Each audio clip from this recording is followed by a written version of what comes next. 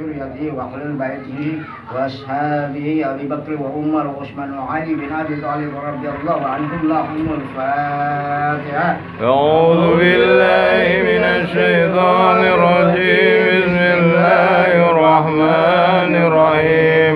الحمد لله رب العالمين الرحمن الرحيم مالك يوم الدين إياك نعبد وإياك نستعين اهدنا الصراط المستقيم صراط الذين أنعمت عليهم غير المغضوب عليهم ولا الضالين آمين. إلا الله لا إله إلا الله لا إله إلا الله لا إله إلا الله لا إله إلا الله لا إله إلا الله لا إله إلا الله لا إله إلا الله لا إله إلا الله. سبحان الله وبحمده سبحان الله وبحمده سبحان الله وبحمده سبحان الله وبحمده سبحان الله وبحمده سبحان الله وبحمده سبحان الله وبحمده سبحان الله وبحمده سبحان الله وبحمده سبحان الله وبحمده سبحان الله وبحمده لا إله إلا الله لا إله إلا الله لا إله إلا الله لا إله إلا الله لا إله إلا الله لا إله إلا الله لا إله إلا الله لا إله إلا الله لا إله إلا الله لا إله إلا الله لا إله إلا الله لا إله إلا الله لا إله إلا الله لا إله إلا الله لا إله إلا الله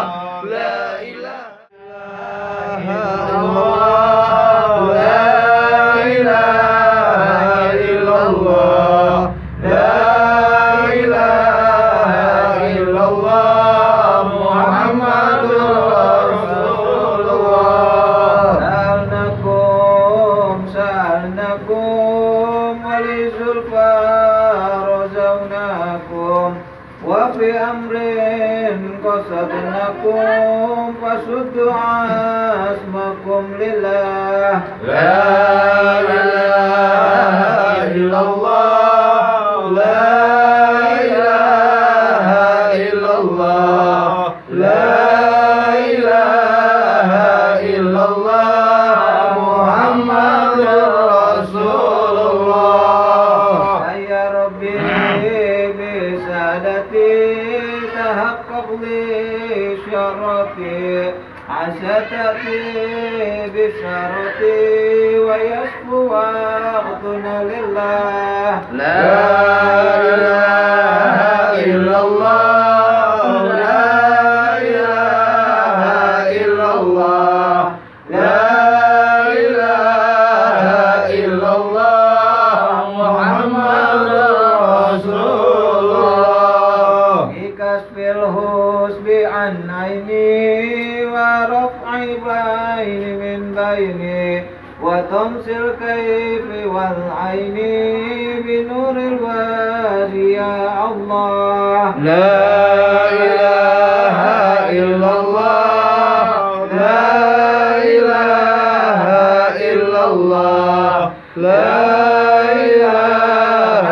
إلا الله محمد رسول الله. صلاة الله مولانا على من بالهدى دنا ومن بالحق أولنا شفيع الخلق عند الله. لا إله إلا الله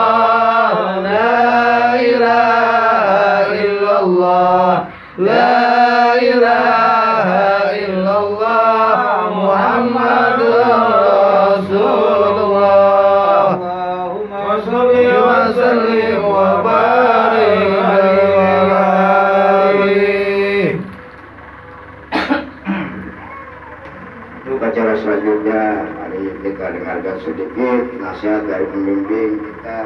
Waktu kesempatannya saya persilahkan. Bismillahirrahmanirrahim. Assalamualaikum warahmatullahi wabarakatuh. Waalaikumsalam warahmatullahi wabarakatuh. Alhamdulillahillazi anzala sakinata fi qulubil mu'minin liyazdadu imanan ma'a imanihim. Asyhadu an la ilaha illallah wahdahu la syarika lahu wa asyhadu anna Muhammadan abduhu wa rasuluhu la nabiyya ba'da. Allahumma shalli wa sallim ala sayyidina wa habibina wa syafi'ina wa maulana wa nurina Muhammad wa ala alihi wa ala ahli baitihi wa azwajihi wa zuriyatihi wa ashabihi wa tabi'ahum bi ihsan illa yaumiddin. Amma ba'd.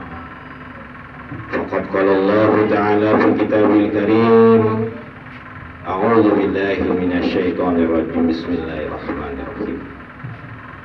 Allahu waliyul ladzina amanu yukhrijuhum minadh dhulumati ilan nur wal ladzina kafaru awliya'uhum at-taghut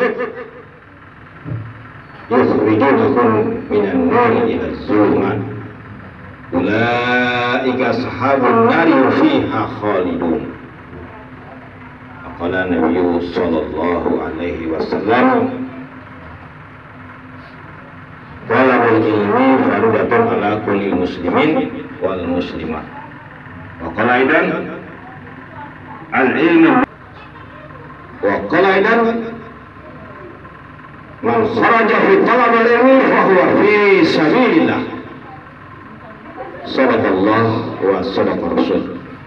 Allahumma hamna bil Qur'an rabbana zidna ilman warzuqna fahman. Amin ya Allah ya rabbal alamin. Yang saya hormati sesepuh majelis Kibatus Sajiwo, Ketua Majelis Kang Rahmat Bapak Muhammad Ihsan bin Yasin, dan pengurus yang lainnya, serta jamaah. Kalau sedikit yang zahir, mungkin yang batin banyak, yang halus.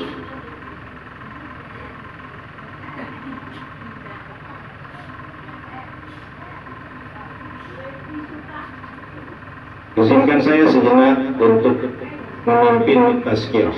Jadi bukan ngajarin, memimpin tazkirah. Kalau ngajarin nggak pantas, karena yang pantas ngajarin itu guru. Guru biasanya kalau etika adab di Indonesia ini harus orang yang sudah betul-betul memahami, menguasai Al-Quran dan hadis.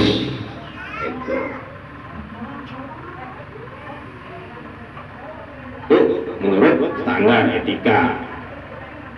Kalau itu juga menjamin. Jadi ini adalah merupakan sebuah acara tazkirah, acara muhasabah. Karena kita semuanya adalah sahabat, teman, baik teman dalam lingkungan, baik teman dalam bisnis, baik teman dalam pergaulan. Kita berkumpul karena sudah berumur, biasanya di warung kopi, ya kan? Sekarang kita berkumpulnya di dalam majelis karena menyadari kita bertua harus minggir, biar yang di luar yang masih muda-muda, walaupun juga tidak mesti seperti itu. Seharusnya yang muda juga di samping nongkrong di luar, nongkrong juga di dalam majelis. Biar nanti kebetulannya nggak kaget sama majelis. Kita nongkrong di majelis sudah tua, karena dulu masih mudanya sudah nongkrong di majelis. Karena kalau udah tua tiba-tiba nongkrong itu biasanya suka nggak bisa beradaptasi.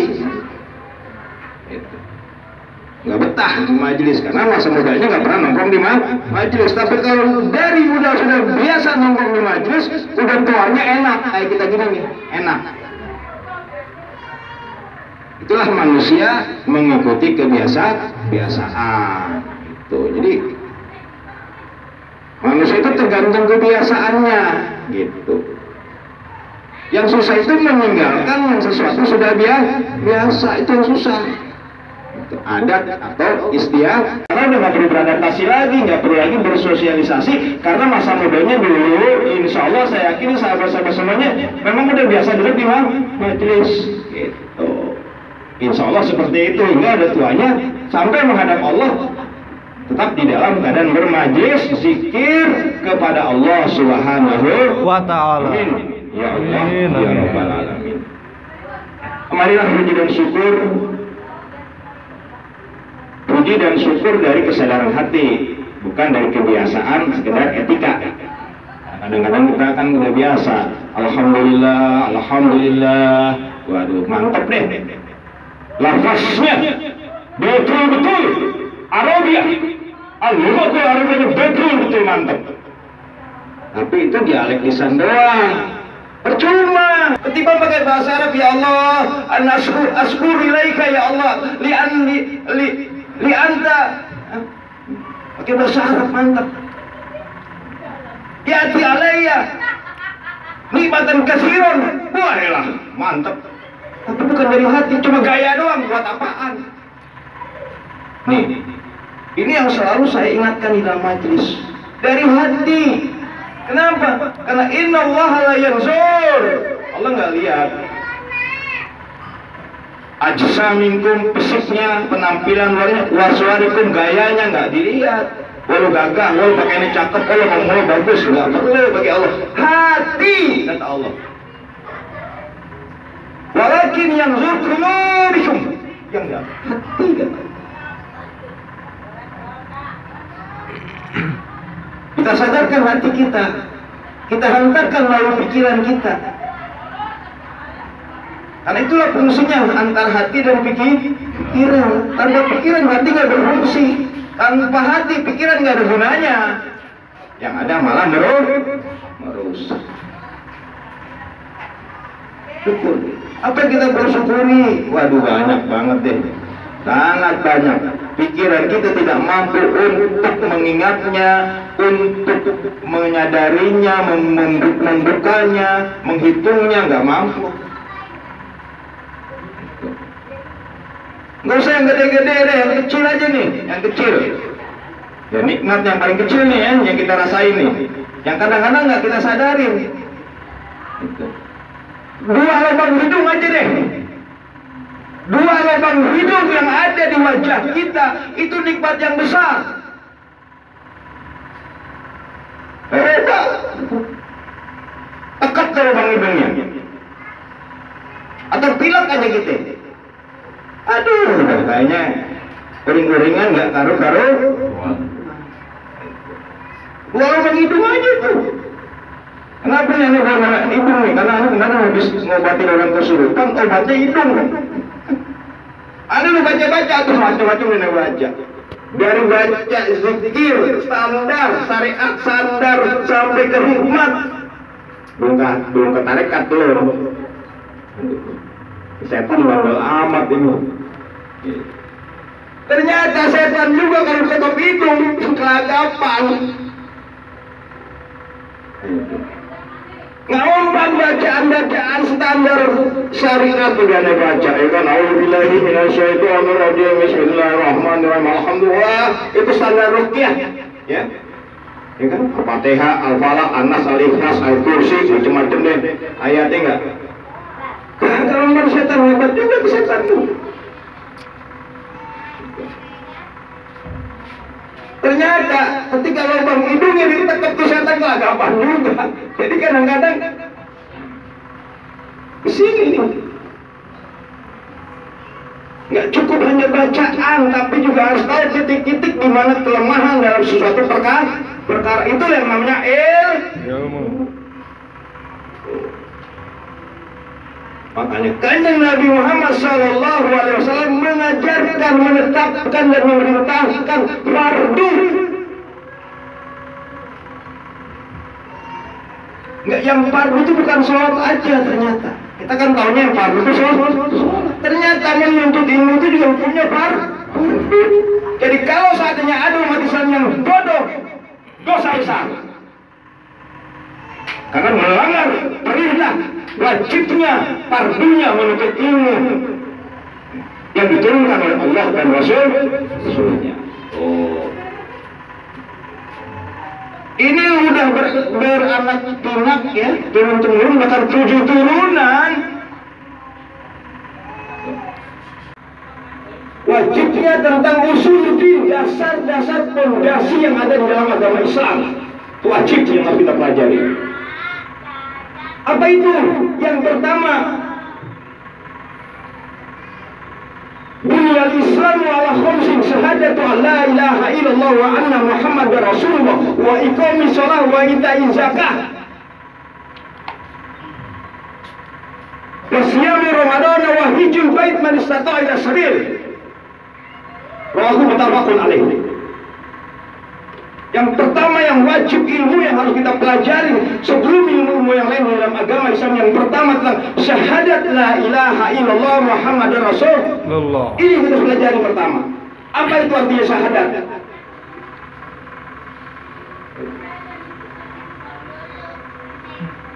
Walaupun kita keturunan Islam, kalau kita nggak paham syahadat, maka keislaman kita diragukan, dipertanyakan oleh Allah Subhanahu wa ta'ala. Nggak ada Islam itu keturunan, nggak ada.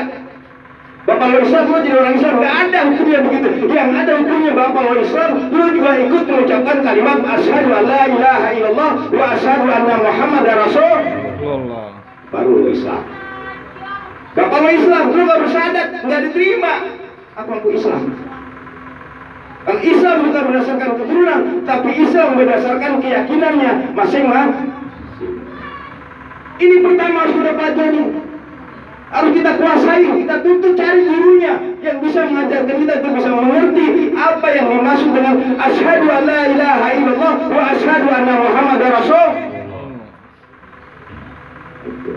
Yang lain tar dulu, apalagi orang ngamreng, tar itu nggak berlaku. Yang berlaku asyhadu an la ilaha illallah wa asyhadu anna Muhammadar Rasulullah. Pelajarin itu. Apa itu asyhadu? Cari gurunya sampai betul-betul jelas dan sampai betul-betul paham apa artinya, apa maksudnya, apa maknanya, apa konsekuensinya, apa hukumnya.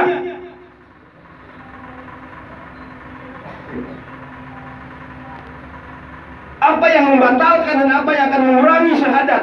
Pelajari itu. Itu yang pertama. Cari guru yang seperti itu. Jangan cari guru yang memperbodohi diri kita. Banyak guru-guru yang memperbodohi diri kita. Yang diajarkan bukan inti daripada ajaran agama. Cari usulnya, binamunya, fondasinya. Itu yang cari.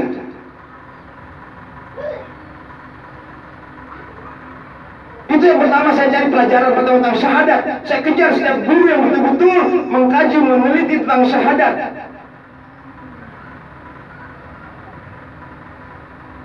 Yang pertama dari kata syahadat, yang kedua dari kata la, yang kedua dari kata ilah, kata ilah Allah, kemudian lagi Muhammad Rasul Allah. Dikupas itu kalau perlu, jelas, betul-betul jelas. Sampai sejauh mana batasan-batasan nawakil syahadahnya, hal-hal yang bisa merusak, yang bisa mengurangi, yang bisa membatalkan daripada syahadatnya kepada Allah Subhanahu wa ta'ala dan Rasulnya. Itu yang pertama. Ini yang harus kita kaji. Yang kedua, iqamis shalah. Tentang bagaimana iqamis shalah, bukan amali shalah. Menegakkan shalah, bukan mengamalkan shalah. Beda kata-kata koma dengan kata-kata amal. Ghairu sawa, tidak sama.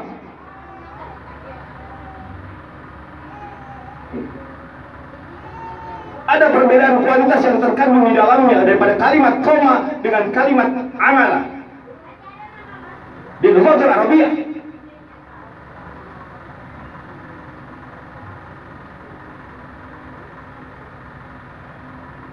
Karena kata-kata sholat tidak pernah dirandingkan dengan kata amal. Adapun amal soleh.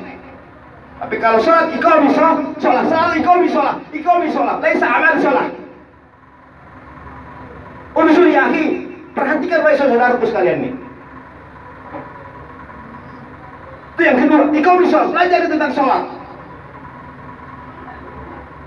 Apa arti sholat?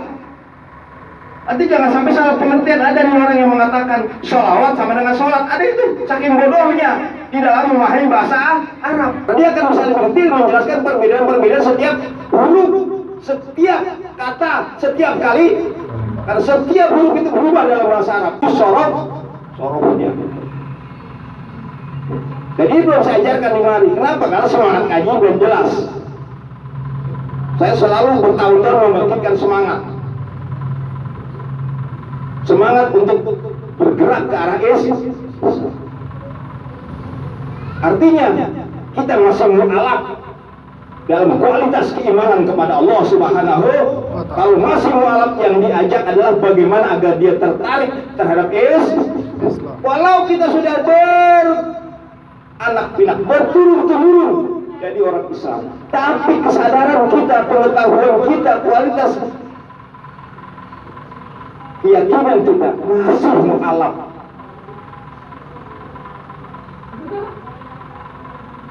Inilah salah satu strategi penjajah dikonvensionalkan memahami Islam atau menerima Islam, menjalankan Islam, dibuat dalam keadaan ngambang. Ke bawah tidak berakar, ke atas tidak berpucuk, menggantung nggak jelas, nggak karuan, ribut nggak karuan. Yang diributin ini yang prinsip kagak, yang huruyah yang diributin, yang usul tidak pernah betul-betul digalakkan, betul-betul diperhatikan. Hukum-hukumnya begitu juga tidak pernah diperhatikan, dibiarkan saja. Kalau perlu dilanggar seperti zina, mabok, judi, dibiarkan terjadi. Bayangkan sahabat-sahabat semuanya, ada dosa yang menimbulkan banyak bala dalam kehidupan umat manusia yang pada hari ini banyak dialami oleh umat Islam, khususnya di Indonesia. Kenapa musibah bencana alam sering terjadi di negeri kita? Karena banyaknya pelanggaran hukum had.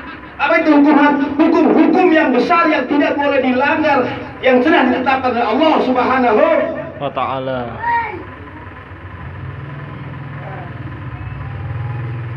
Amal hukum itu seperti perzinahan, perjudian, permabukan. Itu hukum-hukum had, hukum-hukum yang besar yang tidak boleh kita biarkan begitu saja. Jika terjadi di depan mata kita, terlintas di telinga kita, bayangkan juga. Kenapa? Karena kalau itu ada, maka kita akan terkena balanya yang ada di dalam hukuman tersebut. Wahai sahabat-sahabat yang dirahmati Allah Subhanahu wa ta'ala.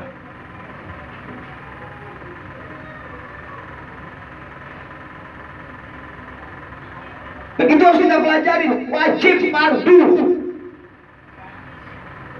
Bukan tugas ustaz, nggak ada ustaz di dalam Islam. Semuanya punya kewajiban yang sama. Nabi seorang Rasul tidak pernah mengambil diri sebagai ustaz, syekh, tidak pernah. Cukup ada Rasulullah Sallallahu Alaihi Wasallam. Wa ana Abdullah, saya adalah hamba Allah.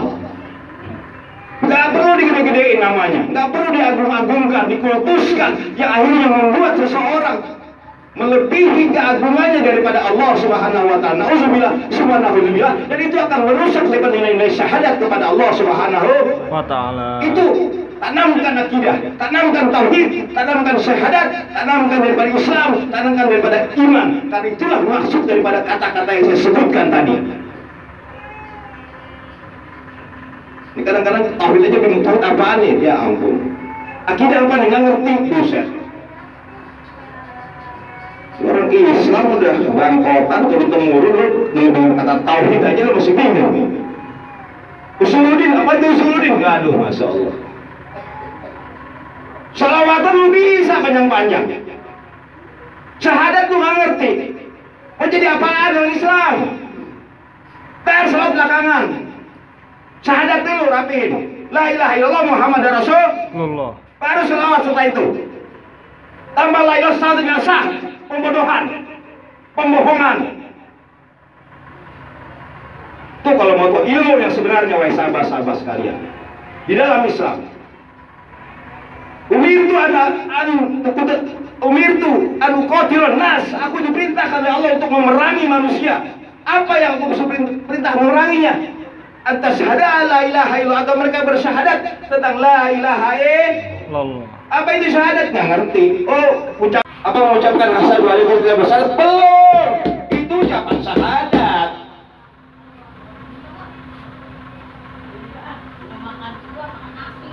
Syahadat syahidah yang lebih syahdan.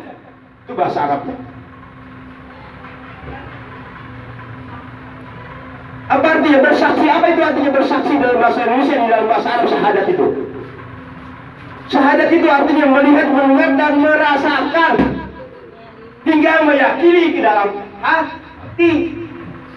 Al-imanu aqdun biqalbi wa iqrar bilisani wa amali bil arkan.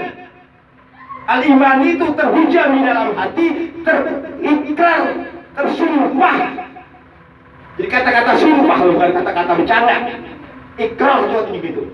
Kata-kata yang keluar dari sebuah keyakinan yang kuat. Ketika kita melihat suatu perkara, yang perkara itu harus kita bela dengan lisan kita, maka kita mengucapkan asyhadu. Asyhadu itu tidak hanya kepada la ilaha illallah, bahkan kepada perkara yang lain pun itu masih dalam kualitas yang sama.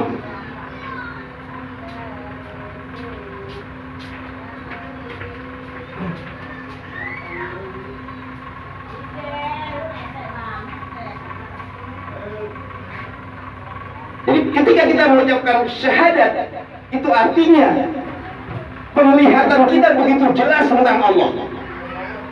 Pendengaran kita pun juga begitu mengerti tentang Allah, hingga kita bisa merasakan adanya Allah, hingga berhujam di dalam hati kita tentang Allah Subhanahu wa Ta'ala. Itu syahadat.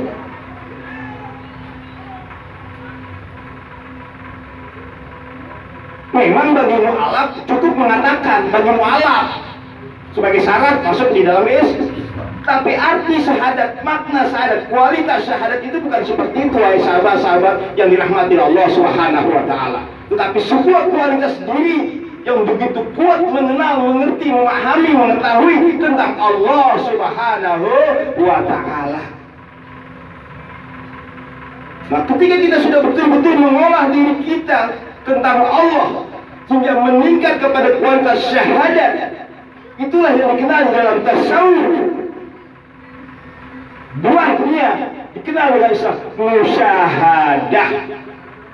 Apa itu musyahadah? Sebuah proses syahadat seseorang yang selalu dipelihara, yang selalu dijaga, yang selalu dikembangkan, yang selalu ditingkatkan hingga dia bisa mengenal kepada Allah lebih jelas lagi, lebih paham lagi, hingga betul-betul seolah-olah dia melihat Allah Subhanahu wa Ta'ala. Ka'annaka tarahu, seakan-akan kau melihat Allah Subhanahu wa Ta'ala, yang dikenal dengan istilah ihsan. Ketika Rasulullah sedang duduk bersama para sahabat-sahabat, datanglah seorang laki-laki yang penuh wajahnya ceria, bercahaya, berpakaian putih. Kemudian dia langsung duduk menghadap Rasulullah. Kedua dengkulnya dia temukan antara dengkulnya Rasulullah. Dan seorang itu bertanya, maza Islam wa maza iman wa maza ihsan. Apa itu iman, apa itu Islam, dan apa itu ihsan? Pada Rasulullah Sallallahu Alaihi Wasallam, Rasul menjawab, orang yang pertama a'lam, lebih tahu daripada orang yang ditanya.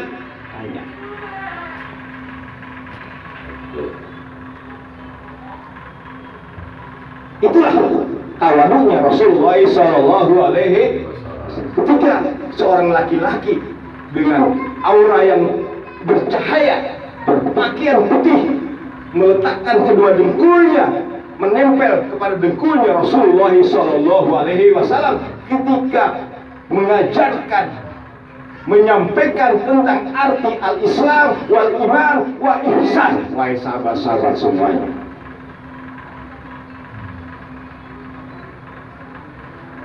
apa jawaban laki-laki tersebut?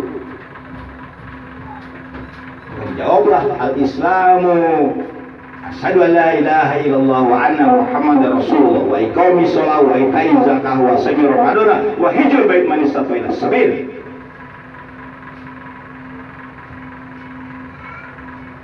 Jawablah tentang iman. Beriman kepada Allah, beriman kepada malaikat, beriman kepada kitab, beriman kepada para nabi. Dan sampailah yang terakhir, wa ihsan. Apa itu ihsan? Maka dijawab Rasul, ihsan anta budallah, engkau beribadah kepada Allah ka'annaka tarahu, seakan engkau melihat Allah Subhanahu. Itu bukan nama. Nama itu cuma alat agar orang bisa mengenal kepada yang sesungguhnya sang Tuhan. Itu Allah Subhanahu wa ta'ala. Sebelum zaman Nabi Musa, nama Allah itu dirahasiakan. Allah itu merahasiakan namanya. Kenapa? Yang pertama, agar tidak manusia nantinya menyembarangi nama sang pencipta Allah Subhanahu wa ta'ala. Ini sekarang coba, aduh, perih saya kadang-kadang.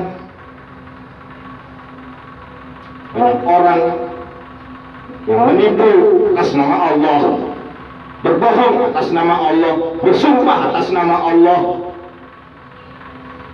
Padahal sebuah dosa yang sangat besar, dosa yang bisa mengikis nilai syahadat seseorang di hadapan Allah Subhanahu wa ta'ala. Allah tahu hukumnya tentang bab-bab syahadat, wahai sahabat-sahabat sekalian.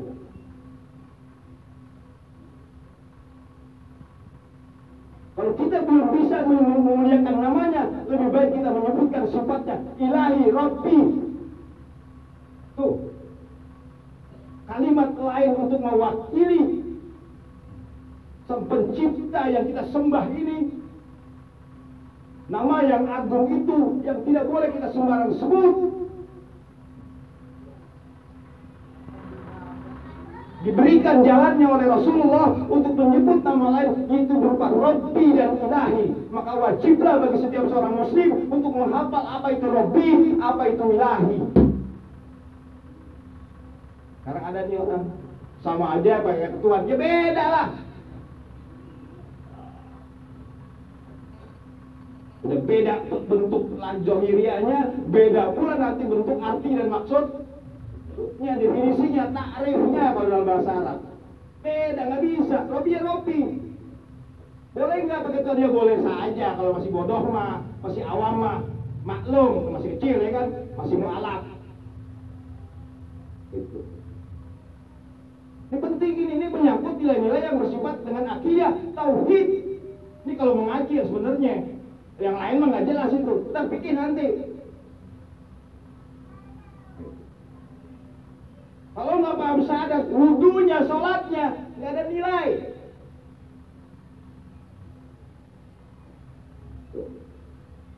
Nih kalau kita bicara hukum, pelajaran agama silakan tanya di pesantren, silakan tanya di kampus. Sama, tauhid, syahadat, itu merupakan pokok fondasi di dalam Islam.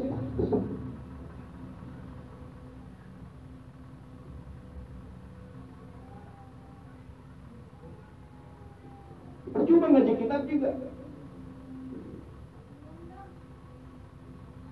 Orang Arab aja belum ngerti. Saya kalau udah buat ngaji kitab keturunan, ntar bahasanya bahasa Arab terus kan. Kebawa suasana. Saya kalau udah ngajar beda-beda, ngajar di kampus beda lagi, terbawa dengan nuansa kamu. Ngajar sama anak-anak yang standarnya memang sudah memiliki standar daripada kualitas bahasa Arab, ya otomatis terbawa dalam suasana bahasa Arab. Belajar di sini ngajar gimana bingung. Mau kitab apa yang mau dipakai?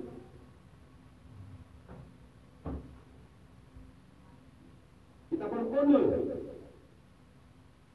Tentang kitabnya, apa isinya? Kita keluarnya kita nggak paham kan? Kulit sambelnya apa?